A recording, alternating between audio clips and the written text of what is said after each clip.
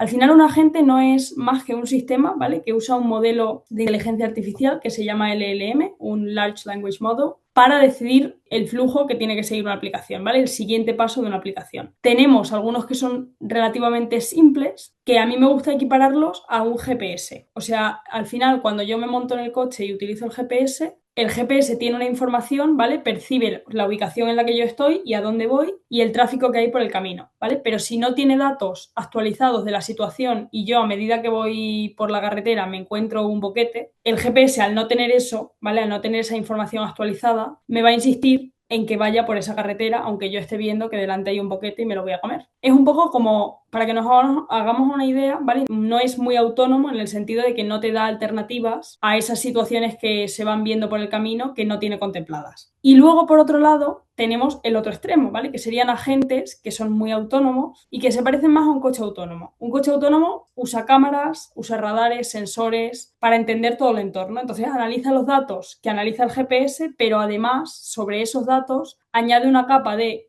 conocimiento sobre el alrededor para decidir cómo actuar. O sea, si frenar, si acelerar, si coger una nueva ruta, si tenemos que ponernos en un carril nuevo. Al final pasamos de una recomendación, que es lo que nos da el GPS, a ejecutar decisiones sin que nosotros intervengamos, ¿vale? Porque el coche tiene la capacidad, pues eso, de ir cambiándose de carril y de frenar cuando considera necesario. Además de todo eso, aprende de sus acciones. O sea, un agente autónomo vendría a ser lo más similar a un coche autónomo. Eso es un poco la intuición. Si nos vamos a una definición un poquito más técnica, un agente autónomo se parece bastante a un flujo de trabajo. Al final, un flujo de trabajo elige entre una serie de caminos determinados. Digamos que en la versión más simple de los agentes, el modelo de lenguaje, el modelo de inteligencia artificial, elige entre varios caminos y esa es su tarea, elegir entre esos caminos, ¿vale? Pero no contempla ningún otro camino. Sin embargo, en los modelos de razonamiento que son cada vez más autónomos, ya somos capaces no solamente de definir qué hacer en esos escenarios determinados, ¿no? En el caso A, B y C,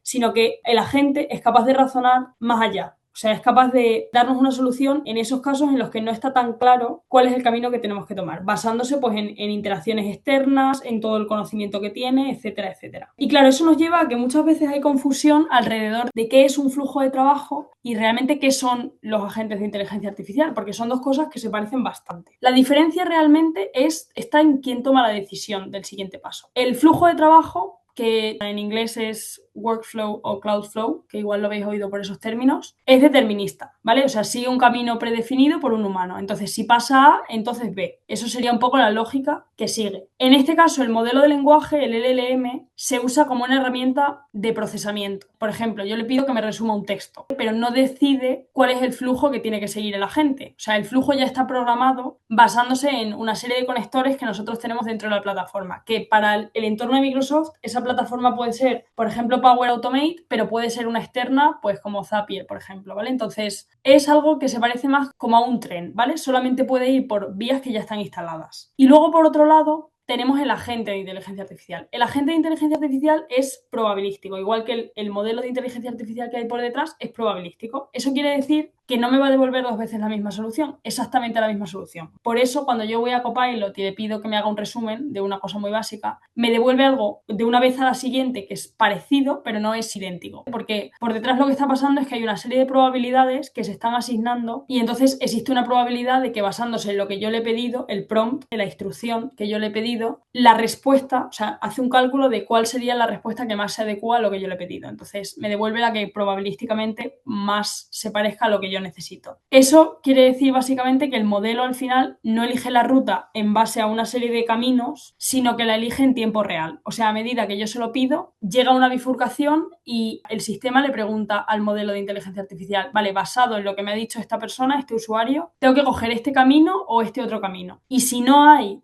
o sea, no puedo coger ni uno ni el otro porque se considera que ninguno de los dos es válido, el agente de inteligencia artificial es capaz de definir un tercer caso basándose en todo el contexto que tiene. Ya no solamente nos basamos, digamos, en el contexto y en las reglas fijas, sino que al final el agente funciona más como un cerebro. Es más parecido al razonamiento humano, que no tenemos solamente dos formas de actuar, tenemos muchas. Y puede recalcular esa ruta, pues igual que un coche autónomo, puede recalcular esa ruta en función de lo que va pasando por el camino.